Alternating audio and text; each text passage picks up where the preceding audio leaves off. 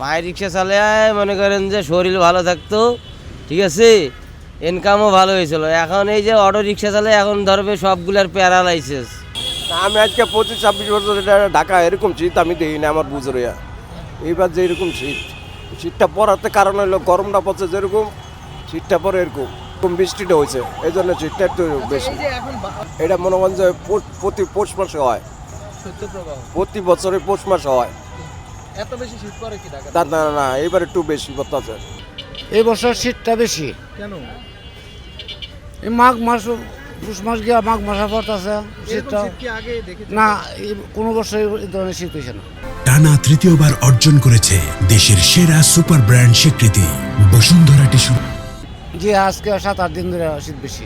অসুবিধা, ঠান্ডায় তো অসুবিধা, গাড়ি চালানি আমার অসুবিধা হয়, চলাফেরা অসুবিধা হয়। না রাত্রে আরও বেশি ঠান্ডা, না রাত বাইরে হওয়া যায় না।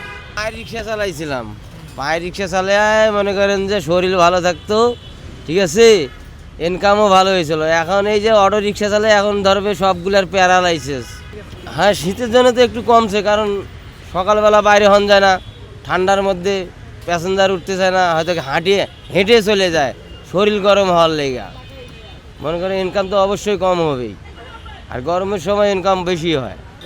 হ্যাঁ, আর ঢাকার বাইরে তো ঠান্ডা আছে বেশি, কেরানীগঞ্জ গ্রাম অঞ্চলে ঠান্ডা বেশি। শীতের মাঝে বাড়িছি বাবা, ওখানে সংসার চালাই দেব। এই শীতের অভাবের লাগে ওখানে বাড়িছি, ফেটে জ্বালা। শীতের জন্য যাত্রী বাইরে না, কি করাম, মানে ফেটে জ্বালা বাড়িয়েছি, না বাড়িয়ে পারি না। শীতে ঠান্ডা ভালোই পড়ছে, ঠান্ডাতে গাড়ি চালানি একটু সমস্যাই, ভালো ঠান্ডা পড়ছে।